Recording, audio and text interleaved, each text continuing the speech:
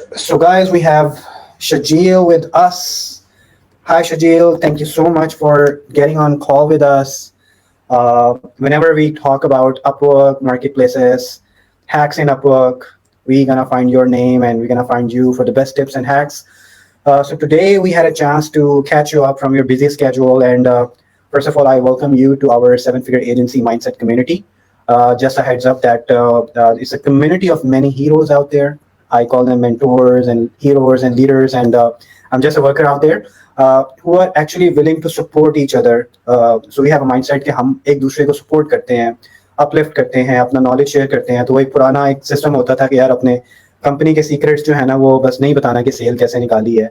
तो हमने कहा कि हम उस मिथ को तोड़ेंगे और पाकिस्तान को और हमारी कम्युनिटी को ज़रूरत है इस टाइम कि हम एक दूसरे को अपलिफ्ट करें और जितने भी हमारे एक्सपर्ट्स हैं इन्फ्लुएंसर्स हैं जिनके अच्छे सॉलिड सिस्टम्स हैं हम उनको ऑनबोर्ड करके जितना नॉलेज हो सकता है हम उसको शेयर करें. तो जैसा बैकग्राउंड हमारी कोशिश है कि हम जितने भी सेशंस करें उसके अंदर हम एक नंबर अचीव करना है विच इज़ $83,000 अ मंथ. अब वो $83,000 a month, which means $1 million per annum. वो रियलिस्टिक स्टेप्स कौन कौन से हैं कि हम उसको लेते हुए $1 million पर पहुंचे. एक अपवर्क का जो फ्रीलांसर है या फाइवर का फ्रीलांसर है तो वो डेफिनेटली एक प्रोफाइल बना के और 5-7 जॉब्स करके उस $83,000 पे नहीं पहुंच सकता. He really need a mindset change. He really need a lot of things in the right direction, mentoring from the right people, understanding कि यार एंटरप्रेन्योरशिप कैसे करनी है, सिस्टम को कैसे चलाना है, ब्रांड को कैसे लेके चलना है, उसको वो सारी चीज़ें करनी पड़ती हैं. फिर जाके उसको बात समझ आनी शुरू होती है कि यार मैंने अब अपनी अपवर्क की प्रोफाइल से मैंने उसको स्केल कैसे करना है, मैंने अपनी टीम को स्केल कैसे करना है. तो ये हमारा एक बहुत बड़ा क्वेश्चन है. That is why I wanted to have you on board कि हम आपसे वो चीज़ें सीखें कि कौन कौन से हम स्टेप्स लें जिससे वो जो एक सिंगल प्रोफाइल वाला फ्रीलांसर है जो कि अपनी मैक्सिमम कैपेसिटी में 2-4 प्रोजेक्ट्स 5 प्रोजेक्ट्स कर लेगा उसको एक्सपैंड कैसे करें और अपनी एजेंसी को अपनी कंपनी को वो एक पूरा मुकम्मल कंपनी सॉफ्टवेयर हाउस कैसे बनाए ताकि माइलस्टोन 1 अचीव करे विच इज $83,000 अ मंथ. और जब हम लेट्स से कुछ अरसे बाद उस माइलस्टोन को अचीव कर लें तो फिर हम next milestones which is multiple seven figure agency पे हम जा सकें कि हम 100,000 पे चले जाएं, 200,000 पे चले जाएं. We have companies in Pakistan जो कि बड़ा अच्छा रेवेन्यू अचीव कर रही हैं. तो वो I call it milestone number 2. Milestone number 1 is कि हम $83,000 पे कैसे जाएं. I wanted to welcome you again and please tell us a little bit about the journey and how we can go about it, and then we'll have question and answers. And I'll also keep a look at the comments. अगर किसी के comments है तो मैं उसको watch it करूँगा और आपके साथ में prepare करके आपको मैं question करूँगा. Thank you.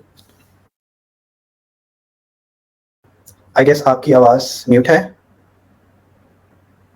Okay, so I was saying thank you so much, Hamid bhai, आपने invite किया, and this is I guess our first ever session.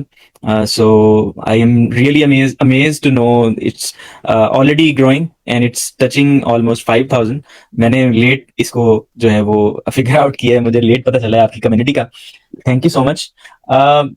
First of all तो मैं ये कहूँगा कि सर्विसेज जो है ना बहुत सारे लोग इस चीज़ को अंडरस्टैंड नहीं कर पा रहे कि सर्विसेज का जो बिजनेस है वो सबसे क्विक कह लें कि बिजनेस है जिसमें आप क्विकली अगर स्किल्स हैं, सेल्स जनरेट करना आती हैं, लीड्स जनरेट करना आते हैं तो क्विकली आप क्लाइंट पकड़ कर अर्निंग स्टार्ट कर सकते हैं.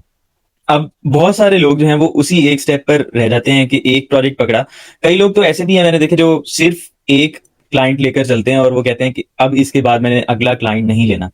तो व्हाट अबाउट कि अगर उसका जो प्रोजेक्ट है वो पॉज हो जाए for some reason, he cancel the project और he just want to go on holidays, तो आप फिर नया प्रोजेक्ट ढूंढेंगे या फिर आप अनएम्प्लॉयड रहेंगे, अर्निंग वहां पर. तो पहला स्टेप तो हमारा बेसिक स्टेप ये होता है कि एक सजेशन तो हमारी तरफ से ये होती है कि मल्टीपल प्रोजेक्ट्स पर काम करें जब भी करें एज ए फ्रीलांसर. और जब फ्रीलांसर एक गोल अचीव कर लेता है कि उसके पास मल्टीपल प्रोजेक्ट्स आ गए हैं, कोई $5,000 to $10,000 पर मंथ तक पहुंच गए हैं, उसके बाद वाला स्टेप जो होता है वो उससे बड़ा चैलेंज होता है जो कि है कि आपने इसको 5,000 को लेट्स से 30,000 में 40,000 में कैसे कन्वर्ट करना है. और जाहिर है एक बंदा नहीं कर सकता. And I think I really appreciate कि आपने ये इनिशिएटिव स्टार्ट किया है और इसमें लोगों को इनेबल कर रहे हैं और ये एक रियल चैलेंज है. अगर हम अकेले काम करेंगे तो शायद हम इतना प्रोसीड नहीं कर सकते, तो मिलकर काम करने से हो सकता है. एनीवे हम इसके ऊपर बात करते हैं. मेरी जर्नी ये है कि मैंने स्टार्ट किया था as a intern back in 2014। उसके बाद फिर मैंने कोई 1 साल जॉब की है। जॉब करने के बाद फिर मैंने फ्रीलैंसिंग फुल टाइम स्टार्ट कर दी थी। फिर कुछ अरसे बाद मैंने सोचा कि एक टीम बनाई जाए, तो अब हम एज ए टीम काम कर रहे हैं, मगर हमारा जो ऑफिस है वो सारा वर्चुअल है, यानी हम अपनी अपनी लोकेशन से काम करते हैं। अपवर्क एजेंसी है हमारी, डायरेक्ट क्लाइंट्स भी हैं, और इसके अलावा हम अपनी प्रोडक्ट्स पे काम कर रहे हैं। अपनी प्रोडक्ट्स से मुराद ये है कि कुछ सॉफ्टवेयर हैं, कुछ ऐप्स हैं, कुछ वेबसाइट्स हैं, जो कि हम as a software as a service लोगों को सेल करते हैं, और वो उसको बाय करके अपना जो काम है वो ऑटोमेट करते हैं। मेरी जो स्पेशलाइजेशन है वो चैटबॉट्स में है, मोबाइल ऐप्स में है, सर्वर साइड डेवलपमेंट में है, और मैं बस ये लोगों को फाइंड करना जानता हूँ कि लोग अच्छे जो हैं, जो टैलेंटेड है, उनको अपनी टीम में शामिल करना जानता हूँ। तो this is how it is going. Perfect. एक बड़ा सिंपल क्वेश्चन, बहुत टेक्निकल क्वेश्चन, और शायद इस क्वेश्चन में पूरा पॉडकास्ट हम गुजार सकते हैं, वो ये कि जैसे आपने कहा कि it's not possible with one single for a single person to reach $83,000 a month. वो छोटे छोटे स्टेप्स क्या होंगे जिसको हम अचीव करते हुए उस लेवल तक पहुंचे? As a for example, if a freelancer who has to grow up his profile from 5,000 to 83,000, तो वो probably the first step is to 10,000 पे जाएगा, फिर 15 पे जाएगा। उसके लिए उसको टीम के अंदर क्या चेंजेस करनी पड़ेंगी, उसको अपनी प्रोफाइल में क्या चेंजेस करनी पड़ेंगी, उसको अपने माइंडसेट की क्या चेंजेस करनी पड़ेंगी, स्ट्रक्चर की क्या चेंजेस करनी पड़ेंगी, ब्रांड की क्या चेंजेस करनी पड़ेंगी, थोड़ा सा हमें गाइड कर दें। अच्छा, सबसे पहले तो ये कि जो लोग अभी फ्रीलांसर के तौर पर अच्छा कमा रहे हैं, अगर मैं उनको मशवरा दूं, सबसे पहले तो हमारे माइंड में ये आएगा राइट अवे हमने अपनी टीम को एक्सपेंड करना है, तो फर्स्ट स्टेप शुड बी कि सॉफ्टवेयर हाउस ओपन कर लें, कोई ऑफिस बना लें। नहीं, ये स्टेप नहीं है मेरे ख्याल से। अगेन हामिद भाई, मैंने ज्यादातर आपको नहीं सुना, तो आई डोंट नो कि आप क्या सजेस्ट करते हैं। मतलब आपके ग्रुप में मैं नया मेंबर हूँ, बट द थिंग इज, मेरा पर्सनल जो सजेशन है ना, वो ये है कि पहले आप वर्चुअल टीम बनाएं। वर्चुअल टीम से क्या होगा कि एटलीस्ट आपको लोगों से काम करवाना है, और लोगों से काम करवाना भी आए, और दूसरा डील करना भी आए। तीसरे नंबर पर आपको टैलेंट कैसे अपनी टीम बढ़ानी है, ये सारा काम आपके पास होता रहे। इससे होगा ये कि आप एज ए इंडिविजुअल अभी फ्रीलांसर के तौर पर काम कर रहे हैं, आई एम श्योर कि आप 40 आवर्स पर वीक अपने स्पेंड करते होंगे काम डिलीवर करने के लिए, ताकि आप एटलीस्ट $10,000 पर मंथ अचीव कर सके इंडिविजुअल। जो कि अचीव करने के लिए अगेन आपको कभी कभी हफ्ते में 100 आवर्स भी काम करना पड़ जाता है, 60 आवर्स भी काम करना पड़ जाता है, जिससे आपको बाहर निकलना है। मतलब आपको लोगों से काम करवाना है, ना कि खुद काम करना है। दूसरे नंबर पर पहला स्टेप ये नहीं होना चाहिए कि राइट अवे आप ऑफिस ढूंढें, ऑफिस में खर्चा करें, कस्टम ऑफिस बनाएं, अपना बहुत शशका करें, सारी चीजें करने के बाद पहले मैं समझता हूँ आप अपनी ब्रांडिंग करें वर्चुअली, सोशल मीडिया के ऊपर, अपनी वेबसाइट के ऊपर काम करें, लिंक्डइन के ऊपर काम करें, कंटेंट प्लान बनाएं पूरे महीने का, एटलीस्ट 3-4 महीने का प्लान बनाएं कि मैंने कौन कौन सी चीजें अपने सोशल मीडिया पे पेजेस पे शेयर करनी है, और वर्चुअली टीम को ग्रो करना शुरू करें। पहला मॉडल, और जो वर्चुअली भी मैं सजेस्ट करता हूँ कि टीम आपने बनानी है, वो आपने सैलरी बेस्ड नहीं बनानी, कि आपने ये नहीं कहना कि मैं आपको 3 लाख रुपए दे रहा हूँ, 2 लाख रुपए दे रहा हूँ पर मंथ, आप आ जाएं और मैं आपके लिए प्रोजेक्ट्स लेके आऊंगा। आपका पहला मॉडल ये होना चाहिए पार्टनरशिप के ऊपर या प्रोजेक्ट आउटसोर्सिंग के ऊपर, कि अच्छा यार आप बहुत अच्छे रिसोर्स हो, ये एक प्रोजेक्ट है मेरे पास, मैं आपको इसका आउटसोर्स करता हूँ, और इसमें से आप मुझे बताओ कि आप कैसे काम करोगे। और टैलेंट फाइंड करना एक और दूसरा बड़ा चैलेंज है, जिसके ऊपर भी हम अभी बात करेंगे। मगर द थिंग इज, मैं ये समझता हूँ पहले वर्चुअल जाएं। वर्चुअल में जब आप समझ जाएं कि 15 से 20 लोग आपके पास हो गए हैं, वो ऑनेस्ट भी हैं, उनकी काम की क्वालिटी भी बहुत अच्छी है, और उनके साथ आपकी बन भी जाती है, ये भी बहुत इंपॉर्टेंट है। फिर उसके बाद आप ऑफिस ओपन कर सकते हैं, और ऑफिस ओपन करने के बाद आप अपना काम थोड़ा सा एक्सपेंड कर सकते हैं। अच्छा, इसमें बहुत सारी चीजें आ जाती हैं, जैसे अपवर्क का मॉडल हामिद भाई आपने देखा होगा, कि बल्कि आप यूज कर रहे हैं, एजेंसी का मॉडल भी है। मतलब उसमें आप एजेंसी बना के दूसरे लोगों को ऐड करके डायरेक्टली भी कॉन्ट्रैक्ट करवा सकते हैं क्लाइंट्स के साथ, और उसका फायदा ये है कि उसकी इनकम जो है, जो अर्निंग है, वो आपके पास आती है, फिर आप अपने फ्रीलांसर के साथ डिस्ट्रीब्यूट कर सकते हो। हाँ, आप 50% पे कर सकते हो, 60% पे, आपकी मर्जी है, आपको 100% मिलेगा। फिर फ्रीलांसर के साथ आपने जो कॉन्ट्रैक्ट किया होगा वो डिस्ट्रीब्यूट हो जाएगा। जब आप इस मॉडल से कंफर्टेबल हो जाते हैं और इनफ इनकम स्टार्ट कर देते हैं, तो फिर आप अपना ऑफिस की तरफ जा सकते हैं। So right now this is but we are doing right now, कि हमें नहीं मैटर करता कि वो किस जेंडर का है, किस रिलीजन का है, किस कंट्री का है। अगर वो बंदा टैलेंटेड है तो हम उसको अपनी टीम में शामिल कर रहे हैं। अभी मेरे पास जो डेवलपर्स हैं वो बांग्लादेश से हैं, मोरक्को से हैं, पाकिस्तान के डिफरेंट सिटीज से हैं जो कि मेरे साथ मेरी प्रोडक्ट्स पे भी काम कर रहे हैं और फिर सर्विसेज पे। मैं पहले ये करता हूँ कि मैं पहले अपने प्रोडक्ट्स पे उनको एक्सपेरिमेंट करवाता हूँ। जैसे मेरे डिफरेंट प्रोडक्ट्स हैं, अप अलर्ट्स है, ये सेकंड ब्रेन के नाम से प्रोडक्ट है, और कुछ प्राइवेट प्रोडक्ट्स हैं। मैं उन पे उनको असाइन कर देता हूँ कि आपने ये काम करना है। जब मैं उनको देख लेता हूँ, परख लेता हूँ कि यार उनकी क्वालिटी अच्छी है, फिर मैं एक स्टेप ऊपर लेके जाता हूँ कि अच्छा चलो ठीक है, ये बंदा सही है, इसकी कम्युनिकेशन भी सही है, ये जीरा के ऊपर मैनेजमेंट भी कर लेगा, गिट कमिट्स भी इसके बहुत अच्छे हैं, और रिप्लाई भी बहुत, कम्युनिकेशन ये जूम पे भी कंफर्टेबल है। फिर मैं उसको क्लाइंट के साथ कांटेक्ट करवाता हूँ। जब ये दूसरा लेवल अचीव हो जाता है, तो तीसरा लेवल ये होता है कि आप उसको 2-3 लाख रुपए आराम से पर मंथ दे सकते हो, और उसको कह सकते हो कि यार अपना ये वाला जो आपने जहां पर 100 आवर्स पर वीक काम करना था, वो आपके डिवाइड होके 40 पे आ जाएंगे अगेन। फिर एक और आप इस तरह से असाइनमेंट करोगे तो ये डिवाइड होके आप फ्री हो सकते हैं, और दूसरा अपने मतलब बिजनेस एक्सपेंशन पे काम कर सकते हैं। मैं हाथ खड़े इसलिए कर रहा था कि I wanted to endorse you for lot of sorry, things मैं ना एक्चुअली देख नहीं रहा था, मैं नहीं कैमरे की नहीं तरफ देख रहा था, आपने मुझे पता नहीं चला। या exactly so whatever you mentioned मैं उसको थोड़ा सा एंडोर्स करूंगा और प्रैक्टिकली एंडोर्स करूंगा।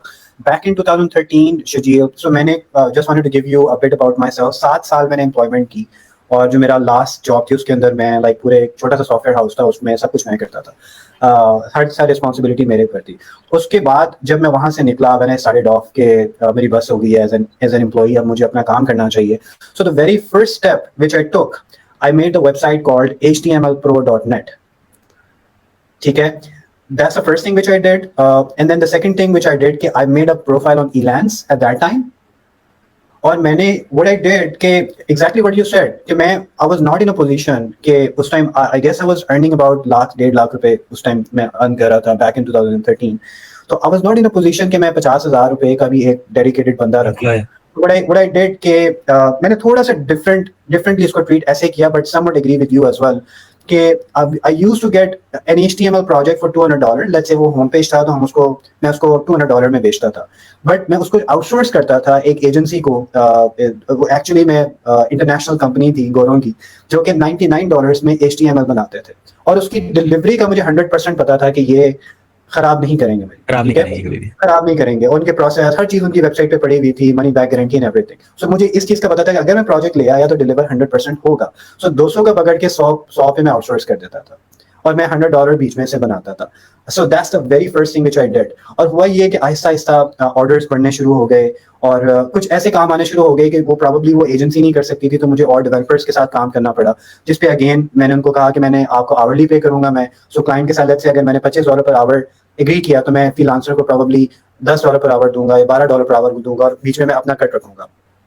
सो अगेन इस केस के अंदर भी जो मुझे काम आता था, जब मुझे पेमेंट आती थी मैं उससे एग्री कर लेता था, और जब पेमेंट के बाद मैं उसको पे कर देता था जब उसका काम कंप्लीट हो जाता था। अनटिल कि वो प्रोजेक्ट्स इतने ज्यादा हो गए कि अब मैंने कहा कि यार अब जो है वो रिमोटली मेरे से हैंडल नहीं हो रहा। आपको पता है कि रिमोट रिसोर्सेज में फायदा भी है, थोड़ा सा चैलेंज हमें ये आता है कि अगर वो सो गया तो आपकी उस पर पहुंच नहीं है। सो मैंने फिर ये सोचा कि यार अब जी। इसमें हामिद भाई अगेन क्विकली मैं ऐड करना चाहूंगा, फिर आप कंटिन्यू करें। जब भी मैं रिसोर्स हायर कर रहा हूँ ना, कि मैंने ऑब्जर्व किया है, लेट्स से एक प्रोजेक्ट है, अच्छा पे कर रहे हैं, तो मैं उस पे 2 रिसोर्स हायर करूंगा। एक अगर सीनियर लेवल का भी है तो एक इंटरमीडिएट लेवल का भी चल जाएगा। तो इससे बैकअप सा क्रिएट हो जाएगा, जो मतलब जो लोग आ रहे हैं उनके लिए, कि हमेशा 2 रिसोर्स जब भी प्रोजेक्ट पे लगाने हैं। Please continue. ग्रेट। अच्छा, तो फिर मैंने ये किया कि जब ज्यादा लोग होने शुरू हो गए, ज्यादा फ्रीलांसर्स हो गए जिनको मैंने ऑफ कोर्स सैलरीज नहीं मैं पे कर सकता था अभी भी, but at the same time I was getting projects. तो मैंने एक पार्टनर को के साथ कोलैबोरेशन की, और उससे थोड़ा कैपिटल लेके मैंने सिस्टम अपना बना लिया। कुछ अर्से बाद मैंने 6 महीने साल लगा के पहले महीने से हमें प्रॉफिट होना शुरू हो गया, because we had a guaranteed model to work. और मैंने 6 महीने साल लगा के अपने वो सारा जो भी लोन था उसको मैंने पे ऑफ कर दिया। अच्छा, एक चीज ये, सो आई एंडोर्स यू के स्टेप बाय स्टेप छोटे छोटे स्टेप्स लेके हमें आगे बढ़ना चाहिए, इवन कि हमारे पास कैपिटल है या नहीं है। नंबर 2 थिंग जो मैं आपकी एंडोर्स करूंगा वो ये कि लॉट ऑफ पीपल थिंक कि when you hire someone virtually as a company or as a freelancer, they usually get failed. So I also agree with you on the model कि if you are at a position where you have your in-house products or the projects जिसकी sensitivity थोड़ी कम है, तो जिसको भी higher करना है पहले वहां पे उसका हाथ सेट करवाएं, because lot of time it happens कि अपने आप को लोग ओवर सेल करते हैं, जिसकी वजह से वो उन्होंने कहा कुछ होता है, लेकिन एक्चुअली में जब वो डिलीवर करने लगते हैं, वर्डप्रेस का कोड पुश करने लगते हैं, तो पता लग जाता है यार ये तो बिल्कुल बच्चा है, थैंक्स टू या किसी चैट ने अपने जीपीटी। आप को बताया। Thanks to chat exactly. GPT. और समटाइम्स ऐसे होता है कि जो इसने अपने आप को इतना अच्छा सेल नहीं किया होता वो पूरा गुरु निकलता है, एंड यूर लाइक ओके मेरे पास तो एक गोल्ड माइन आ गई है। सो इसको मैंने इस मॉडल को देखा। अब मैं ये करता हूँ कि जिस टीम को मैंने हायर करना होता है, सबसे पहले मेरी अपनी 7-8 वेबसाइट्स हैं, वहाँ पे अपना उसका हाथ सेट करवाता हूँ कि इसका यहाँ से इसको कस्टम करो, इसको ऊपर कर दो, इसको नीचे कर दो, ये एक एसईओ का प्रोजेक्ट है, ये मेरी टीम का, ये कर लो। तो उससे मुझे उसकी कैपेबिलिटी का पता लग जाता है, उसकी डॉक्यूमेंटेशन का पता लग जाता है, और फिर मैं उसको आहिस्ता आहिस्ता क्लाइंट्स के पास एक्सपोज करता हूँ, starting from less sensitive to sensitive client, जो मुझे उसका अंदाजा होना शुरू हो जाता है। अच्छा, that said, binding an agency to your Upwork profile. A lot of people think के and अभी आज मुझे क्वेश्चन आया था कि Upwork के ऊपर एजेंसी कैसे बना सकते हैं, ठीक है। It was a very basic question और आई वाज अमेज्ड कि यार प्रॉब्ली हमने उसको इतना यूज नहीं किया। So definitely everybody can make an Upwork agency. All you have to do is कि आप उसके सेटिंग्स में जाके there will be an option to create an agency and just make sure कि आप उसमें राइट इन्फॉर्मेशन डाल रहे हैं अबाउट, अगर आपकी एजेंसी पाकिस्तानी है तो प्रॉपर्ली पाकिस्तानी एजेंसी ही डालें, उसको फेक ना करें। अगर आपके पास एसएसएन है यूएस का, अगर आपके पास पूरे एंटिटी के डॉक्यूमेंट्स हैं यूएस के, फिर यूएस की एंटिटी बनाएं या कहीं और की एंटिटी बनाएं। सो उसको एजेंसी क्रिएट करके उसको अच्छा सा आप उसको ब्रांड उसको अच्छा करें, उसको पोर्टफोलियो अच्छा डालें। इस हवाले से शजीब, अपवर्क की एजेंसी प्रोफाइल कैसी होनी चाहिए, एंड देन ऑप्टिमाइजेशन के एतबार से, उसके एक्सपोजर के एतबार से और उसका रेटिंग ऊपर रहे उसके एतबार से थोड़ा सा बताएं कि हम उसके अंदर कैसे रॉक एंड रोल कर सकते हैं। अच्छा, सबसे पहले मैं पिछली जो हमारी बात थी उसमें एक एडिशन और करना चाहूँगा, शायद किसी के लिए फ़ायदा हो जाए कि वर्चुअली भी जब आपने हायर करना है ना, तो ये थोड़ा सा देखना है कि अगर आप रैंडमली किसी को हायर करेंगे वर्चुअली, हो सकता है कि उस वो परफॉर्मेंस आपकी खराब करे। तो मैं ये करता हूँ कि मैं हमेशा फ्रीलांस प्लेटफॉर्म से वर्चुअली हायर करता हूँ, जैसे कि अपवर्क है, जैसे कि फाइवर है, freelancer.com है, या जितने भी बड़े बड़े नाम हैं। अच्छा, इससे होता क्या है? इससे होता ये है कि उनको डर होता है कि यार अगर हमने ये प्रोजेक्ट खराब किया ना तो हमें बैड रेटिंग आने के चांसेस हैं, हमें स्टार्स कम मिलेंगे। तो वो बहुत अच्छा काम करते हैं as compare to direct one, जो कि मतलब इतने ज्यादा वो परवाह नहीं करते कि यार ठीक है खराब होगा तो इसी का होगा ना, कोई मसला नहीं है। हाँ, ये है कि अगर किसी के साथ बनी हुई है तो वाई नॉट डायरेक्टली आए। अब आ जाते हैं सेकंड चीज के ऊपर, जो एजेंसी वाला है। तो यार देखो, सबसे पहले तो एजेंसी बनाने का तरीका अगर नहीं पता तो मैंने अपने यूट्यूब चैनल पे भी बताया हुआ, by the way. YouTube channel है लर्न विद शजील, उसमें मैंने बहुत डिटेल में अपवर्क मैं बड़े शौक से कवर करता हूँ, because Upwork is one of the favourite platform जो कि मुझे अच्छा लगता है। तो मैंने एजेंसी बनाना वहां पर सिखाया हुआ है, लोगों को कैसे ऐड करना है, मेंबरशिप टाइप क्या होती है, नॉन एक्सक्लूसिव, एक्सक्लूसिव, फिल कैसे करने हैं डिफरेंट एरिया, सारा वो कवर किया हुआ है। वहां पर जाकर यूट्यूब वीडियोज में भी देख सकते हो। दूसरे नंबर पर मैं ये समझता हूँ लोगों को सबसे ज्यादा कंफ्यूजन ये आती है कि लोग कहाँ से फाइंड करने हैं। एक एक जो एजेंसी ऑनर्स हैं उनको उनको ये प्रॉब्लम आ रही है कि लोग कहाँ से फाइंड करने हैं, और दूसरे हैं फ्रीलांसर्स जो इंडिविजुअली काम कर रहे हैं, और वो उनको ये प्रॉब्लम्स आ रही हैं कि हमने किस एजेंसी में ज्वाइन करना है, हमने एजेंसीज कैसे फाइंड करनी है। So there is no right way to find a good agency, right. So let's suppose उन्होंने सॉफ्टवेयर प्रो या शॉपिफाई प्रो फाइंड कर ली, और वो आपको अप्रोच करेंगे, तो आपके पास तो इनबॉक्स ऑलरेडी भरा हुआ है, तो आप वैसे ही नहीं देख पाएंगे। और वैसे भी हम रैंडम कोई अगर हमें आकर एक्सेस कर रहा है कि यार हमें एजेंसी में ऐड करें, तो थोड़ा सा हमें ट्रस्ट इश्यूज होते हैं कि यार ये पता नहीं बंदा कौन है कौन नहीं है। जिस तरह से बिल्कुल ऑफिस में भी हायर करना हो तो हमें रेफरेंसेस चाहिए होते हैं, पता होना चाहिए कि यार ये बंदा कौन है, कहाँ से है, किस यूनिवर्सिटी से है। सारा इंटरव्यू करने के बाद फिर उसको ऐड करते हैं सॉफ्टवेयर हाउस में भी, अगर आपने ऐड करना है तो मेरा ख्याल है डिफरेंट ग्रुप्स ज्वाइन करने करने से, हामिद भाई, डिफरेंट कॉन्फ्रेंसेज अटेंड करने से, नेटवर्किंग सेशंस में पार्टिसिपेट करने से आपको राइट एजेंसी भी मिल सकती है अगर आप इंडिविजुअल फ्रीलांसर हैं, ताकि आप लर्निंग कर सके यार वो कैसे काम लेके आ रहे हैं। दूसरा, वहां से ही आपको रिसोर्सेज भी मिल सकते हैं जो कि आपकी एजेंसी में ऐड होना चाहेंगे। आई थिंक हामिद भाई भी हर साल एक इवेंट करवाते हैं रेगुलर बेसिस पे, तो उसमें भी आप पार्टिसिपेट कर सकते हैं ताकि आपको एजेंसीज भी मिल जाएं, रिसोर्सेज भी मिल जाएं।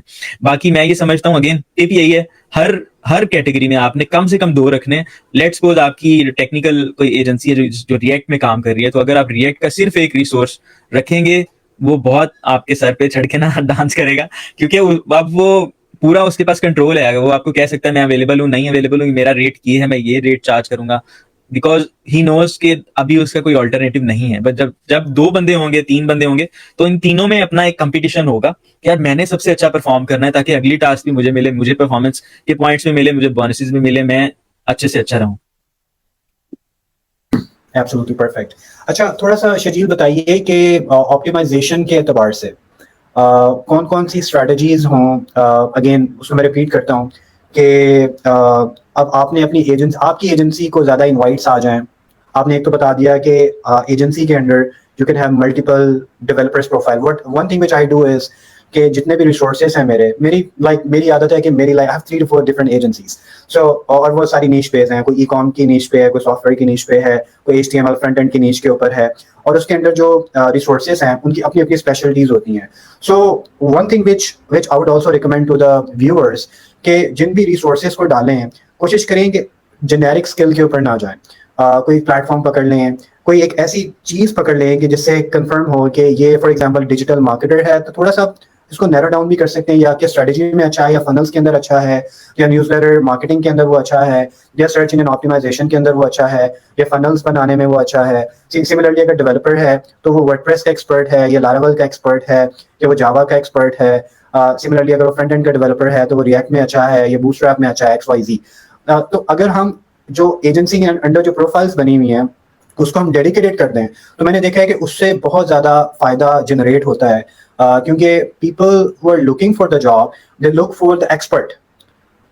एंड अगर वो उसने उस बंदे ने न्यूज़लेटर मार्केटिंग करवानी है, सो प्रोबेबली वो न्यूज़लेटर मार्केटर को ढूंढेगा बजाय इसके कि डिजिटल मार्केटर को ढूंढेगा। You understand? तो Yes. सिंस उसने न्यूज़लेटर मार्केटर को ढूंढना है, तो अगर आपकी प्रोफाइल उसके लिहाज से बनी होगी, like you have like 2 or 3 different dedicated profiles आपको वहां पे बना सकते हैं आपको के ऊपर। तो अगर आपने उसके लिहाज से उसको बिल्ड किया होगा तो there will be higher chances to actually get that particular project. उसके अलावा लेट्स से किसी ने इनवाइट कर दिया या हमें कोई जॉब पसंद आई, और एज एन एजेंसी अब आप उसको अटैच किया, HTML प्रो एजेंसी है या XYZ एजेंसी है, मैं फ्रीलांसर हूँ, और मैंने अब इसको, ये बड़ा प्रोजेक्ट है तो मैं इसको एजेंसी से बिल्ड करता हूँ। What are the good practices you think कि उसको बिल्ड करते हुए हमें रखनी चाहिए? All right, so this is one of the topic that I covered in detail on YouTube as well. So जब भी मैं प्रीवियस टू चैट जीपीटी के बाद की स्ट्रेटेजी भी मैं बता देता हूँ। पहले जो चीज़ें मैं ख्याल रखता था वो सबसे पहले मैं क्लाइंट का नेम फाइंड करता हूँ कि अगर मुझे मिल जाए क्लाइंट का name, so that I can reference that name in the proposal on the top, hey Mike whatever. और फिर उसके बाद सेकेंड नंबर पर जो मेरा फर्स्ट पैराग्राफ होता है उसके अंदर मोस्ट इंपॉर्टेंटली मैं ये करता हूँ कि क्लाइंट का जो भी प्रॉब्लम होता है उसको उसका सोल्यूशन देने की कोशिश करता हूँ। फॉर एग्जाम्पल जैसे न्यूज़लेटर की बात की गई तो आई विल रीआइट्रेट उसका वो जो है ना जो भी उसने काम करवाना है वो वाला, और दूसरा किस तरह से मैं उसको हेल्प कर सकता हूँ, या मैंने कितने न्यूज़लेटर्स को पहले से मैनेज किया है। Let's suppose I managed A newsletter, multiple newsletters manage किए हैं जिसमें 10 मिलियन की ऑडियंस है। Now this number is very important, and telling the client that I have sent more than 100,000 newsletters in the past to 10 million of audience in combined, तो वो एक number जो होगा ना बहुत इंप्रेस करेगा क्लाइंट को कि मुझे आंसर करे। थर्ड नंबर पे जो जो मेरा अप्रोच होती है वो है कि मेरा पोर्टफोलियो। फर्स्ट पे मैंने बताया कि प्रॉब्लम, जो क्लाइंट को प्रॉब्लम आ रही है आप इस तरह से हेल्प कर सकते हैं। सेकंड नंबर पर पोर्टफोलियो है। थर्ड नंबर पर मेरा इंट्रोडक्शन आता है, लेट्स सपोज वो एजेंसी का है या फिर इंडिविजुअली मैंने देना है। और फोर्थ नंबर पर मैं उसको प्रीवियस क्लाइंट्स का कोई टेस्टिमोनियल वगैरह देता हूँ। और फिफ्थ नंबर पर इस तरह से कॉल टू एक्शन कि आप जूम पे आए या फिर बात करते हैं मैसेज पे आए, एंड देन दैट्स इट। अच्छा, ये जो फर्स्ट टू लाइन्स है ना, बहुत सारे लोगों को ये भी बताते चले कि जो फर्स्ट टू लाइन्स हैं वो क्लाइंट को टॉप पे शो होती हैं, और जो फर्स्ट टू लाइंस हैं वो बहुत जबरदस्त आपने रखनी है। मैंने ये देखा है कि अक्सर जब मैं इमोजी यूज करता हूँ फर्स्ट टू लाइंस के अंदर, और इमोजी प्रोफेशनल वाली इमोजी यार, कोई फ्रेंडली वाली इमोजी नहीं, तो वो बहुत ज्यादा कन्वर्ट करती है। Now why it converts, because जो लिस्ट है उसमें वो वाजे तौर पर स्टैंड आउट हो रही होती है कि ये फ्रीलांसर ने कुछ यूज किया और उस पर नजर जा रही होती है। तो एक और बात, बहुत सारे लोग इस बात पे कंफ्यूज होते हैं कि अच्छा फर्स्ट टू लाइंस टॉप पे शो होती हैं तो क्या इसका मतलब ये है कि हाय माइक, जो मैंने एग्जांपल दी, और फिर उसके बाद न्यू लाइन इंसर्ट करें और फिर उसके बाद एक पैराग्राफ लिखें जो प्रॉब्लम सॉल्विंग कर रहा है, तो क्या हम वो न्यू लाइन इंसर्ट करें या नहीं करें? देखिए अपवर्क ऑटोमेटिकली आपकी जितनी भी न्यू लाइंस होंगी उनको रिमूव करके उसको फर्स्ट टू लाइंस में, यानी कि 200 टू 250 कैरेक्टर्स में उसको कन्वर्ट कर देगा। आप जितनी मर्जी न्यू लाइंस ऐड कर लें, अपने पैराग्राफ को आपने ब्रेक करके लिखना है लिख दें। तो first two lines are really important if you want your client to click on your proposal and then see it. अगर वो देखेगा नहीं तो शायद वो कन्वर्ट नहीं होगा, तो दिखाने के लिए फर्स्ट टू लाइंस बहुत इंपॉर्टेंट है। सो ये तो थी मेरी लंबा छोड़ा जो मैंने आपको बताया कि प्रीवियसली जो मैं यूज करता था, मगर आजकल जो मैं यूज कर रहा हूँ, क्योंकि देखिए हामिद भाई आपको भी पता है, आप भी एजेंसी रन कर रहे हैं, आपने बहुत मैं तो जानता हूँ आपने मल्टीपल लोगों को हायर किया हुआ है जो कि आपके बिहाफ पे प्रपोजल्स राइट करते हैं and they are working day and night. So I was also facing this problem कि यार कोई भी बंदा ना, आप देखें किसी बिजनेस डेवलपर मैनेजर को, बिडर को आपने हायर कर लिया, आप उसको हर चीज नहीं ट्रेन कर सकते. एक बंदा है जो कि ग्राफिक डिजाइन के प्रोजेक्ट्स पे बहुत अच्छा काम करता है, वो कभी भी प्रोग्रामिंग के प्रोजेक्ट्स पे नहीं अच्छा परफॉर्म कर सकेगा because he don't have any knowledge in that domain, right. But जो प्रोग्रामिंग वाला पर्सन है वो ग्राफिक डिजाइनिंग में नहीं कर सकेगा, डिजिटल मार्केटिंग में नहीं कर सकेगा. तो इसका मतलब ये है कि हमें मल्टीपल लोग ऐड करने हैं, ग्राफिक्स डिजाइनिंग के लिए अलग, यूआई यूएक्स के लिए अलग, डिजिटल मार्केटिंग के लिए अलग. तो हम तो ये नहीं कर सकते भाई, हम तो स्टार्ट ले रहे हैं, अब फ्रीलांसर से शिफ्ट हो रहे हैं, तो हमें हमारे पास तो बजट नहीं है इतने. तो मैंने इसी प्रॉब्लम को देखते हुए एक टूल बना दिया. टूल था, उसका नाम है अप अलर्ट्स. अच्छा, उसमें होता ये है कि उसमें क्योंकि वो क्रोम एक्सटेंशन है, जब आप बटन क्लिक करते हैं तो वो ऑटोमेटिकली जॉब की इन्फॉर्मेशन को पिक कर लेते हैं अपवर्क पे, और एक एल्गोरिदम की मदद से उसका एक प्रपोजल लिख देता है. और वो प्रपोजल डज नॉट मैटर कि जॉब किस कैटेगरी की है, यूआई यूएक्स की है, प्रोग्रामिंग की है, नेटवर्किंग की है, वो हर किस्म का कवर लेटर उसको समझ के जनरेट कर देता है. तो मैं अभी के लिए अपनी एजेंसी में भी और पर्सनली भी वो वाला यूज कर रहा हूँ. जब भी जॉब आती है मैं उसका बटन प्रेस करता हूँ और सारा मेरे पास कर देता है, बिकॉज बैकएंड के ऊपर जो जो मेरा तरीका है, जिस तरह से मैं समझता हूँ कि कन्वर्ट होते हैं क्लाइंट्स, वो मैं यूज कर रहा हूँ और वो मेरे लिए काफी ज्यादा वर्क करता है. So that's how my strategy right now. और एक और इसको मैंने एक्सपेरिमेंट किया कि यार ठीक है, मेरे लिए तो ये काम कर रहा है, मेरे एजेंसी मेंबर्स को मैं जॉब लेके दे सकता हूँ, मैं अपने लिए भी ले रहा हूँ. तो मैंने इसको अप्लाई किया बिडर के तौर पर. मैंने एक बिडर को कहा कि आपका सिर्फ और सिर्फ ये काम है, इस एक्सटेंशन के थ्रू आपने जब भी जॉब आएगी, ये इस कैटेगरी में जो जॉब आएगी आपने उसके ऊपर अप्लाई करना है. And then you just need to read through the proposal, make sure that इसमें कोई ऐसी वैसी चीज नहीं लिखी जो वायलेट कर रही है या फिर सही है. तो फिर उसके बाद उसने सेंड कर देना. तो we sent around a lot of proposals. उसमें से काफी कन्वर्ट हुई, काफी नहीं भी कन्वर्ट हुई, बिकॉज जो हमारा फ्रीलांसर था वो आगे से उसका रेट थोड़ा सा, मतलब अगेन ये देखें मेरी एक मिस्टेक देखें कि मैंने उसको इस काम पे तो लगा दिया, मैंने रेट का नहीं कंफर्म किया. एक नया फ्रीलांसर मैंने ऐड किया, उसका रेट था $30 per hour, new profile UI UX में. अब यूआई यूएक्स एक इटसेल्फ बहुत कम्पिटिटिव फील्ड है, और $30 पर आवर न्यू फ्रीलांसर जिसके जीरो प्रोफाइल के ऊपर रिव्यूज हैं, तो वो करता रहा. मतलब उसने 50 के करीब सेंड किया ना, तो कहता है यार मुझे नहीं आ रहा रिस्पॉन्स, मसला क्या है, व्यू हो रहे हैं मगर रिप्लाई नहीं आ रहा. तो मैंने वो जब देखा, क्योंकि मैं अपने काम में इन्वॉल्व था, तो देखा तो $30 पर आवर पे लेके गया हुआ था अपने नए नए फ्रीलांसर को. So you need to jump in somewhere कि यार देखना पड़ेगा कि ये सही भी चल रहा है कि नहीं at in the beginning, because दूसरे लोग जो नए लोग होंगे शायद वो मिस्टेक करेंगे, तो आपको एज ए लीडर गाइड करना पड़ता है और उनको करेक्ट करना पड़ता है. I agree totally. इस तरह की गलती कुछ मैंने भी की, और मैं like I am always okay to share my failures as well. और वो गलती ये थी कि when scaling down your agency, for example अगर आपकी एक प्रोफाइल है, आई यूज अ फार्मूला शजील कि आप 10 बिड्स करें तो एक लीड आनी चाहिए आपको कम से कम, मिनिमम. आइडियली 2-3 आनी चाहिए अगर आप कोई अच्छा बिडर है, और अगर नहीं आ रही तो एक लीड तो आनी चाहिए. और एटलीस्ट लाइक 8 से 10 लीड्स के बाद आपकी एक सेल जरूर होनी चाहिए. और अगर नहीं हो रहा, ये फॉर्मूला नहीं लग रहा, तो इसका मतलब है कि प्रॉब्लम है, कुछ देयर इज अ प्रॉब्लम. वो प्रॉब्लम आप में भी हो सकता है, वो प्रॉब्लम आपकी प्रोफाइल में भी हो सकता है, कुछ भी हो सकता है, और फिर उसको फिक्स करना है. सो व्हाट हैपेंड कि हमारी कनेक्ट्स की कॉस्ट जो थी इन हाउस ऑलमोस्ट $7,000 पे चली गई. और मैंने उसका जो रेवेन्यू देखा, उसका ROI था, वो उसके लिहाज से इतना अच्छा नहीं था. तो जब मैंने उसको नीचे आना शुरू हुआ, तो मैंने ये देखा कि 2-3 काम हो रहे थे. नंबर 1 ये कि उसकी रेशो कुछ एजेंट्स जो थे वो मेंटेन नहीं कर रहे थे. और जब मैंने उसको फर्दर ड्रिल डाउन किया, तो उन प्रोफाइल से बिड हो रही थी, अगेन वो वाली बात कि जिसकी रेटिंग डाउन थी और कनेक्ट्स ज़्यादा यूज़ हो रहे थे. और उसके साथ कनेक्ट्स यूज़ होने के साथ साथ उसकी जो मजीद रेटिंग डाउन हो रही थी, क्योंकि लीड्स अगर नहीं आ रही है, क्लोज नहीं हो रहा, तो आपकी रेटिंग जाती जाएगी. Upwork behind the scene algorithm update कर देगा, नीचे दे देगा आपको यार ये इसकी तो एक्सेप्ट नहीं हो रहे. एग्जैक्टली. अच्छा, फिर मैंने इसको अल्लाह की तरफ से, मेरी एक बात, एक क्लाइंट है मेरे, वेगस में होते हैं और मेरे दोस्त भी हैं, मेरी उससे बात हुई. मैंने कहा कि हमें जॉब्स में कमी आ रही है. तो मेरी आदत है कि मैं शेयर कर दिया करता हूँ, और I try to get inputs from experts. तो उसने कहा कि यार मैं अभी एक कॉन्फ्रेंस में गया हुआ था, एंड उन्होंने कहा कि due to the recession in US which is actually happening, and people have gone from spending more to saving more a lot, and almost half या at least 30-40% of the jobs have been gone.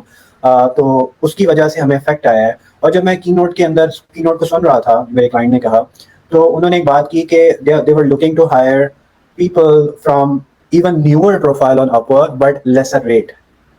अच्छा, मैंने उसकी पूरी बात को तो नहीं लिया, लेकिन मैंने उसकी बात को कस्टमाइज किया in my Upwork profile and that actually worked.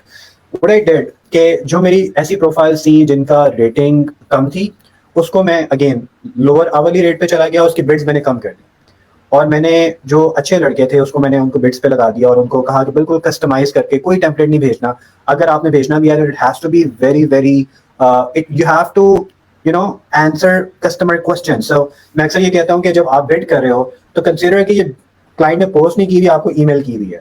सो अगर आपको वो ईमेल आई है तो आप उसका जवाब टेम्पलेट से नहीं देते, बल्कि आप सोच समझ के देते हैं कि यार इसने ये चीज़ देखी कि मेंशन की है तो इसका जवाब ये है, इसका ये जवाब ये है। तो मैं अक्सर लड़कों को कहता हूँ कि आप क्लाइंट की बिड को 4-5 हिस्सों में तोड़ दें अगर पॉसिबल है, और उसके बाद उसके नीचे जो है ना डैशेस डाल के उसकी हर बिट के हर कंसर्न को मेंशन भी करें। Okay, you were asking for portfolio, here is my portfolio, yes we did these many projects. Okay, you are asking for the React expertise, yes we are expert in React and these are the projects that we did.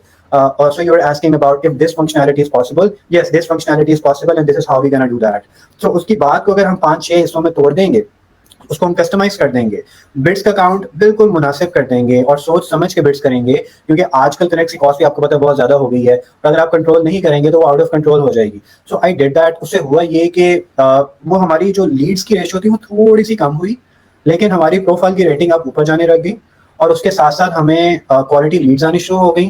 Closing ratio, जो closing के अंदर I started involving myself as well. I always say कि जो expert है या जो entrepreneur है, the best thing he should and he should do as an agency owner is to close the sale. जितनी भी डील क्लोज करनी होती है, जितनी भी लीड्स आती हैं, उसको राउट कैसे करना है, कौन उस पर काम करे, उसका सोल्यूशन जो देना है, आई हाईली सजेस्ट कि जो एंटरप्रेन्योर खुद है वो उसको टेकअप कर रहा हो, या क्लाइंट के साथ एटलीस्ट पहली 2-3 कॉल्स पे उसको साथ खुद इन्वॉल्व होके उसको सोल्यूशन दे, उसके बाद एक पीओसी बेशक टैग कर दे, और बाद में जो अपना केपीआई का स्ट्रक्चर वगैरह बना के उसको जो है ना रिपोर्टिंग से उसको मैप आउट करता रहे।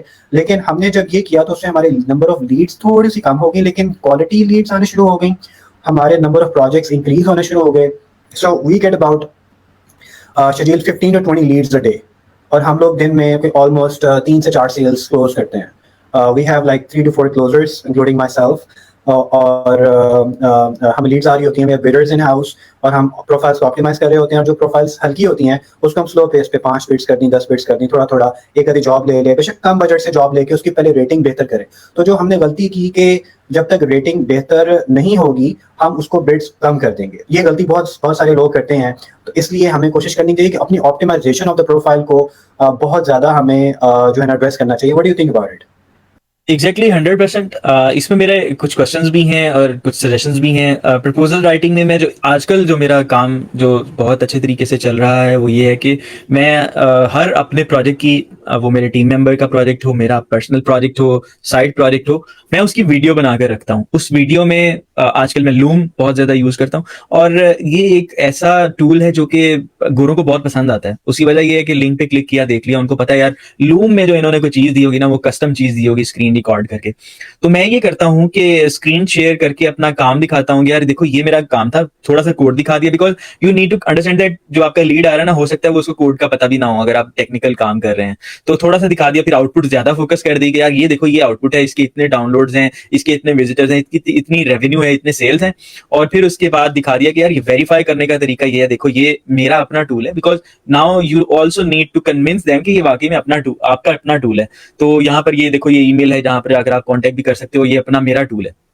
ईमेल के लिहाज से थोड़ा सा ख्याल रखना है यार, अपवर्क पे ये मसला हो सकता है क्योंकि हमारी प्रोफाइल ना ग्रो हुई है। मैं तो इवन नंबर भी कभी कभी शेयर करता हूँ, क्योंकि मेरे पास कुछ ऐसे सॉफ्टवेयर हैं, कुछ ऐसी ऐसी सर्विसेज जिसमें नंबर्स इन्वॉल्व होते हैं, तो मैं नंबर शेयर करता हूँ। But please be careful, profile suspend हो सकती है, बट हमें नहीं कोई फर्क पड़ रहा, बिकॉज वो शायद अपवर्क कहता है कि चलो ठीक है ये ग्रो अप प्रोफाइल है, इस पे कोई इतना इशू नहीं होगा। अच्छा, तो वो मैं बता रहा हूँ कि मैं हर प्रपोजल में जब वीडियो शामिल करता हूँ ना, तो वीडियो की वजह से मैंने देखा है कि अगर किसी प्रपोजल में वीडियो देखी गई है तो क्लाइंट जरूर रिप्लाई बैक करता है। सो इस चीज में भी बहुत ज्यादा। और दूसरा, प्रोफाइल की ऑप्टिमाइजेशन बहुत इंपॉर्टेंट चीज है। 2-3 चीजें देखें, बहुत लंबी डिस्कशन इस पे हो सकती है, बट मैं क्विकली बता देता हूँ अगेन, क्योंकि मैंने यूट्यूब पे कवर किया हुआ है, बहुत सारे लोगों को ऑलरेडी उस पर कोई 14-15 हजार लोगों ने उस वीडियो को देखा हुआ है। मेरा ख्याल है मोस्टली लोगों ने देखा होगा कि मैंने चीजें जो कवर की हैं उसमें डिस्क्रिप्शन को कैसे करना है आपने, उसमें किस तरह से हम डेंसिटी वगैरह चेक करते हैं अपने कीवर्ड्स की, फोकस कीवर्ड हमारा कैसा कितनी डेंसिटी पे होना चाहिए, ये कवर किया हुआ है। स्पेशलाइज्ड प्रोफाइल का क्या फायदा है, कई लोगों को ये नहीं पता, मैं बहुत सारे लोगों को कंसल्टेशन वगैरह भी दे रहा था, तो वहां पर मैं देखता हूँ कि इवन मैंने यूट्यूब पे बार बार बताया हुआ है कि आपकी जो स्पेशलाइज प्रोफाइल है उसमें जो स्किल्स वाला एरिया है उसमें आपके पास लिमिट नहीं है कोई स्किल्स की, आप जितने चाहें स्किल्स ऐड कर सकते हैं। अच्छा, इससे होता क्या है, जब भी आप जॉब्स पे अप्लाई करते हैं तो अपवर्क आपकी प्रपोजल को रैंक करता है। रैंक की स्पेस पे करता है कि आपकी प्रोफाइल में मेटा डेटा कितना है जो रेलिवेंट है to the job post, and secondly आपने कितनी जॉब्स कंप्लीट की हैं जो कि आपकी जो जॉब पोस्ट आई है उसके साथ मैच करती हैं।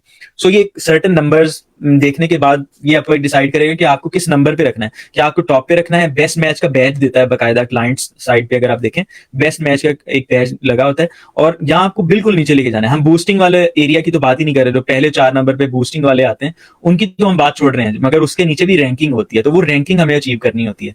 सो इसके अलावा टेस्टिमोनियल्स वाला एरिया है, एक्सपीरियंस सेक्शन में जस्ट लोग एक्सपीरियंस ऐड कर देते हैं, डिस्क्रिप्शन नहीं लिखते, that is also very important. Portfolio को सीरियसली नहीं लेते, वीडियो नहीं लगाते, टाइटल की ऑप्टिमाइजेशन नहीं आती है। आजकल प्रोजेक्ट कैटलॉग्स का बहुत ज्यादा इंपॉर्टेंट चीज है।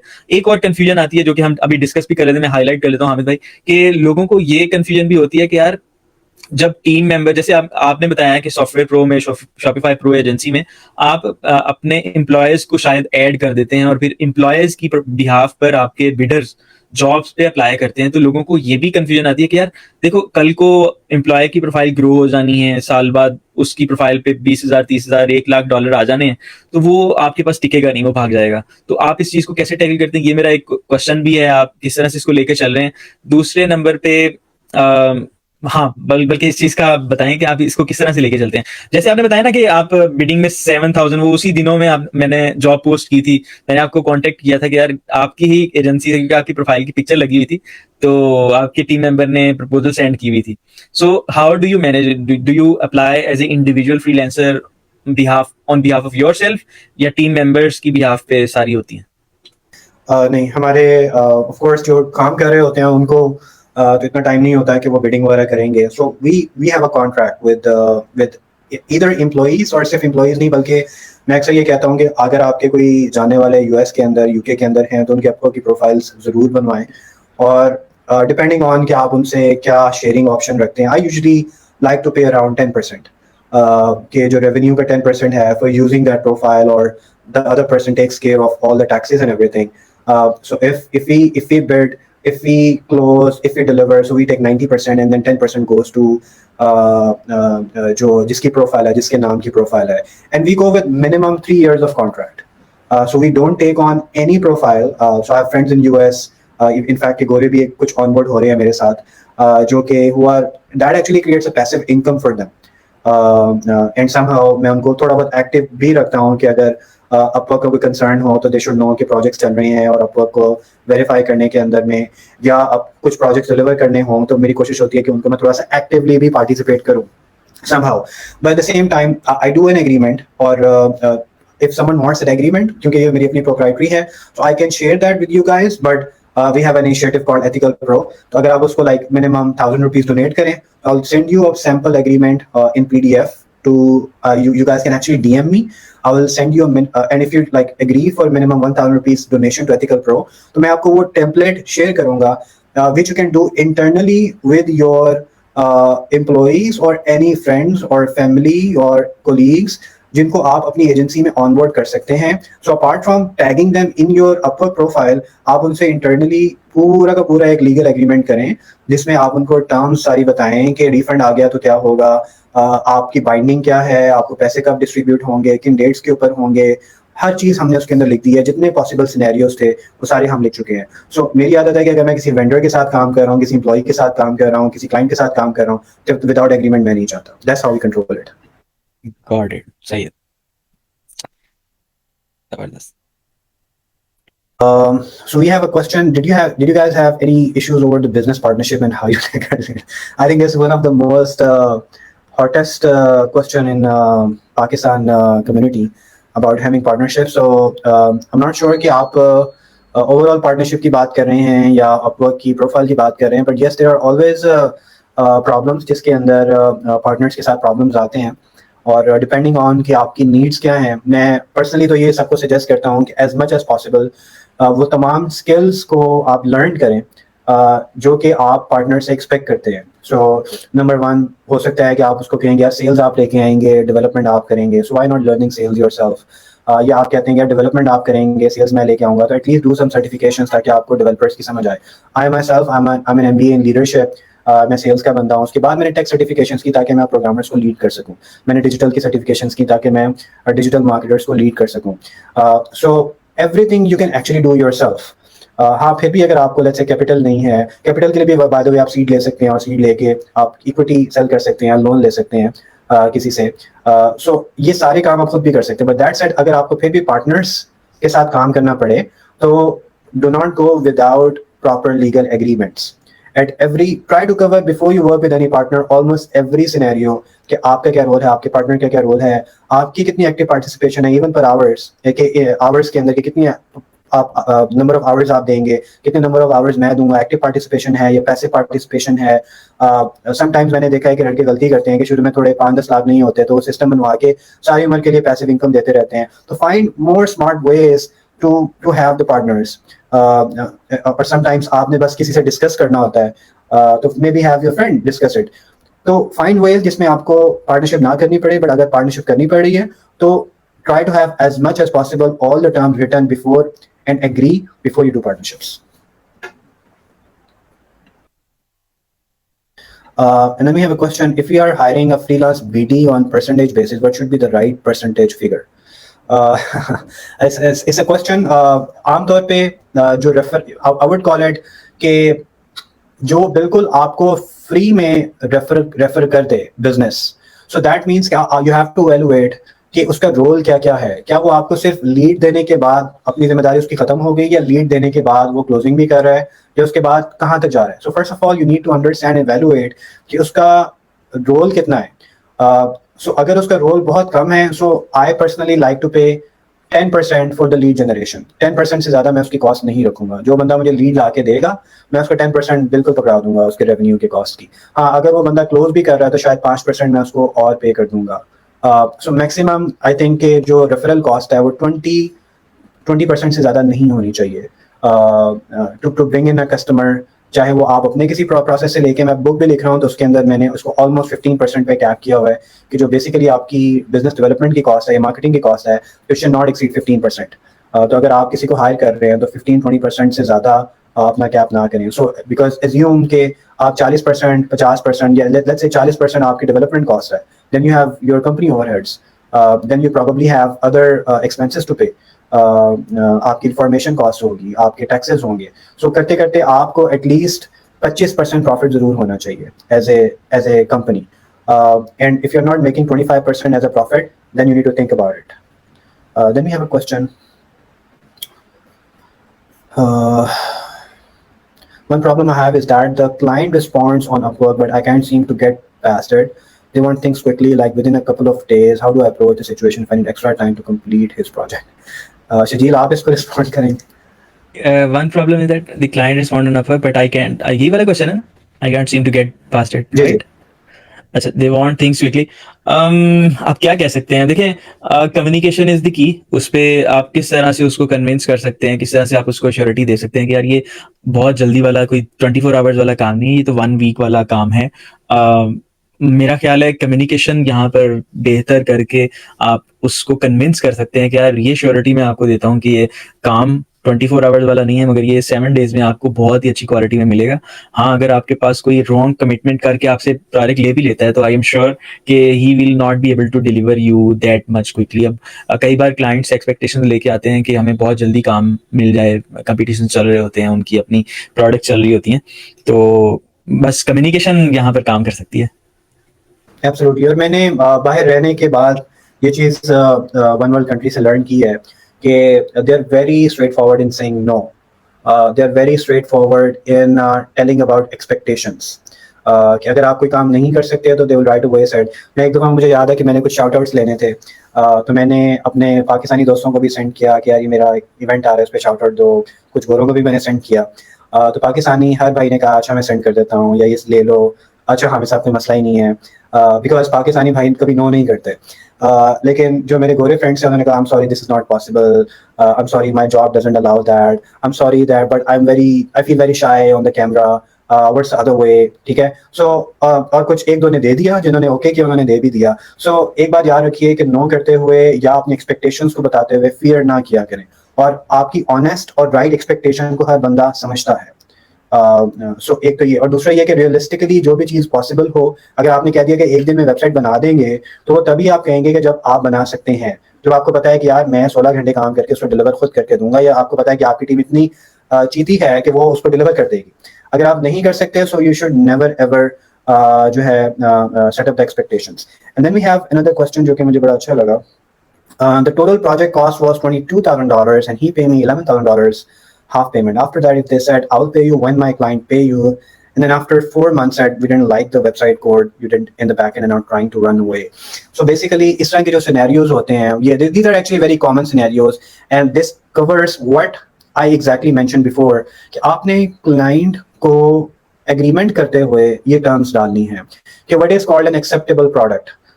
एक्सेप्टेबल प्रोडक्ट ये है कि आपके XYZ फीचर्स चल रहे होंगे, ठीक है, क्लीन कोड होगा, और आप कॉपीड कोड नहीं होगा, और आप स्टैटिक कोड नहीं डालेंगे। XYZ जितने भी आपके टर्म्स हैं जो आप समझते हैं कि आप ऐसी चीज़ डिलीवर करेंगे, आई वुड सजेस्ट कि आप एक पूरा दिन बैठ के अपना एक्सपेक्टेशन जो चीज़ बनाते हैं उसको लिख लें। लिखने के बाद उसको एक डॉक्यूमेंट में कन्वर्ट करें। Again I can give you a sample document in 1000 rupees, ethical pro को डोनेशन जाएगी, मुझे नहीं जाएगी, मैं आपको सैम्पल दे सकता हूँ।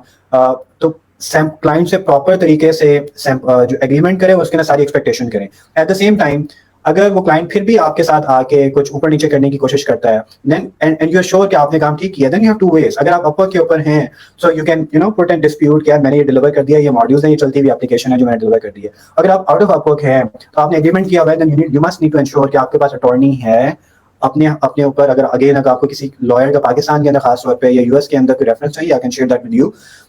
हमेशा अपने इर्द गिर्द लॉयर्स रखें। There is no harm in paying them in getting your hard earned money. And then Shajeel, we have 4 minutes. Let's take on a couple more questions. What are better options for development other than freelance platforms? Thank you in advance.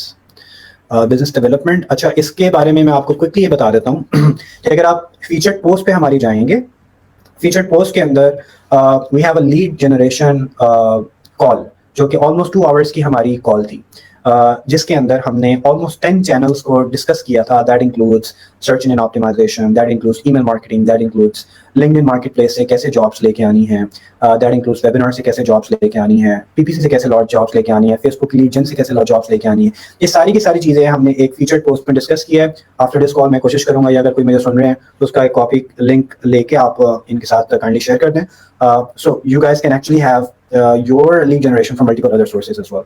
Shajeel, we can have the last question. We are a social enterprise working for empowering visually impaired community by training them in digital skills like voiceover, audio editing, and other skills which are convenient for them to learn. We also want to introduce them to freelance platform so that they can earn by selling these skills. So my question is, what should be the effective pathway for scaling this as an agency? It's a very good question, and I personally want Shajeel के हमारे पास माशाल्लाह Hisham भाई ने, तनवीर भाई ने और हमारे जितने भी बड़े हैं, इन्होंने इतना फ्रीलांसिंग के ऊपर काम किया है कि we have like almost touching 1 million freelancers in Pakistan, and now it's the time कि हम उनका जो mindset है, because 2-3 साल फ्रीलांसिंग करके जब वो stuck हो जाते हैं तो उनका जो है ना ब्रेन जैम हो जाता है कि यार इससे आगे क्या है। So we really need to convert that mindset and have the skill centers do this same thing as well that we're discussing right now. यार फ्रीलांसिंग तो आपने सिखा दी है, अब आपने एजेंसी कैसे बनानी है, अब आपने ब्रांड कैसे बनाना है, अब आपने $83,000 पे कैसे लेके जाना है। So definitely skill centers वालों को भी ये चीज डिस्कस करनी चाहिए। Shajeel, if you have any suggestion, kindly इसको शेयर करते हैं। Secondly, फाइनली जो आपके इनिशिएटिव्स हैं, जैसे अपवर्क आपने बताया या आपने यूट्यूब की वीडियो की बात कर रहे हैं, हमें जाते हुए थोड़ा सा गाइड कर दें कि हम मजीद इस अपवर्क के टॉपिक को या मार्केट प्लेसेस के टॉपिक को कहाँ जाके लर्न कर सकते हैं। Thank you. Sure. First of all, अगर आपने मजीद लर्न करना है तो मैंने यूट्यूब के ऊपर बहुत डिटेल में अपवर्क को कवर किया हुआ है, for freelancers as well, for agencies as well, और उसमें तकरीबन कुछ 70 के करीब टॉपिक्स हैं जो मैंने डिफरेंट वेज में अपवर्क के बारे में कवर किए हुए हैं। जब भी अपवर्क पे स्टार्ट करना है, आपने कोई ऐसा मैकेनिज्म बनाना है कि जब भी जॉब पोस्ट हो, जैसे शॉपिफाई पे जॉब पोस्ट हुई है, किसी भी डोमेन में जॉब पोस्ट हुई है, आपको नोटिफिकेशन आना चाहिए। इवन आपका अगर लैपटॉप ऑफ भी है, मैंने ये मैकेनिज्म बनाया है कि मेरे पास जब भी जॉब पोस्ट होती है तो मेरे पास मेरे व्हाट्सएप पे नोटिफिकेशन आ जाता है, मेरे जो लीड्स। एप्लीकेशन, सॉरी मैं आपको सॉरी, कट कर रहा हूँ, ये वेब के लिए एप्लीकेशन भी है या सिर्फ एंड्रॉइड की है? ये क्रोम एक्सटेंशन भी है, एंड्रॉयड पे भी है, आईओएस पे भी है और व्हाट्सएप पे भी है। मतलब व्हाट्सएप पे आप अपवर्क कनेक्ट कर सकते हैं। जैसे ही कोई जॉब पोस्ट आएगी, आप अपने कीवर्ड्स बताते हो तो आपके व्हाट्सएप पे आपको नोटिफिकेशन आ जाता है कि भाई साहब ये जॉब आ गई है, उस पर क्लिक करें। क्लिक करने के बाद अब सेकंड स्टेप आ जाता है प्रपोजल राइटिंग का, तो उसमें भी मैंने अप अलर्ट्स का इस्तेमाल करके उसको किया हुआ। ये तो मेरे इनिशिएटिव्स हैं जो दो मैंने बताए। देखिए मैं ये आपको कहना चाह रहा हूँ, अभी आप लोग अगर अर्निंग कर रहे हैं, 7,000 10,000 को टच कर रहे हैं, तो आप इसको ज्यादा देर नहीं चला सकते। ज्यादा देर इस वजह से नहीं चला सकते, जब आप बिजी हो जाएंगे, आपको कम से कम 50 आवर्स पर वीक चाहिए अगर आपने $10,000 पर मंथ को टच करना है। अगर आप बहुत अच्छे डेवलपर भी हैं, 50 60 70 डॉलर्स पर आवर भी चार्ज कर रहे हैं। इमेजिन $15 पर आवर चार्ज करते हुए आपके पास 20 लोगों की टीम है, जो हर बंदा एक प्रोजेक्ट पे काम कर रहा है, मगर $15 पर आवर पे काम कर रहा है। पर डे वो 9 आवर्स 8 आवर्स काम करता है और आप उनसे काम करवाते हैं। आप ऐसे लोगों को तलाश करते हैं जिनको आप शामिल कर सकें और कुछ ऐसा ऑटोमेशन करते हैं कि वो खुद ब खुद काम करें और आप बैठ कर उनको मैनेज कर रहे हैं। तो ये मॉडल ज्यादा बेहतर है रेदर देन कि आप 40 घंटे 50 घंटे 60 घंटे अपने पर वीक बैठकर स्पेंड कर रहे हैं और फिर अर्निंग कर रहे हैं, जिससे आप मुकम्मल तौर पर एग्जॉस्ट हो जाएंगे। और ये मॉडल ज्यादा से ज्यादा आपका 6 साल चलेगा, 7 साल चलेगा। इसके बाद आपसे ये काम नहीं होगा, बर्न आउट हो जाएंगे आप। ज्यादा से ज्यादा आप 100 के टच कर सकते हैं पर ईयर अगर इंडिविजुअली काम कर रहे हैं। तो एजेंसी में काम करने का ज्यादा फायदा हो सकता है। तो जितने फ्रीलांसर्स हैं, मैं यही सजेस्ट करूंगा कि वो एजेंसीज में कन्वर्ट हों। जितना मुश्किलात आती हैं, क्वेश्चंस करें, सेशंस करें, कॉन्फ्रेंसेज अटेंड करें, कंसल्टेशन कहीं से लेनी पड़ती है, कंसल्टेशन लें, बुक्स लेनी पड़ती हैं, लें। जैसे भी हो सके एजेंसी की तरफ शामिल उसमें इसमें आ जाए। परफेक्ट। और यूट्यूब पे आपका कैसा मटेरियल पड़ा है, क्योंकि मैंने भी आपका ज्यादा एक्सप्लोर नहीं किया, वहाँ पे क्या सीख सकते यूट्यूब पे अपवर्क का बहुत ज्यादा मटेरियल है। फाइवर के रिलेटेड मैंने कवर किया हुआ है। आजकल मैं प्रोग्रामिंग सिखा रहा हूँ। ज्यादातर मेरा जो चैनल है, जिसमें मतलब जिसकी वजह से मुझे ज्यादा जाना जाता है, वो अपवर्क के टॉपिक की बेस पे जाना जाता है। अपवर्क पे मैंने बहुत, क्योंकि मेरा फेवरेट प्लेटफॉर्म है, तो मैं इस पे बहुत ज्यादा चीजें कवर करता हूँ। Almost everything I have covered. मैंने क्लाइंट साइड को देख कर कवर किया है, एजेंसी कैसे रन करनी है कवर किया है, इंडिविजुअली आपने कैसे सक्सेसफुल होना है वो भी कवर किया हुआ है। Thank you so much Shajeel. पहले तो ये कि मैंने भी आपसे बहुत ज़्यादा लर्न किया। It was our first webinar together, और बहुत अपनायत फील होती है when I talk to you, और ऐसे लगता है कि एक्सपर्ट वर्जन है मेरा एक।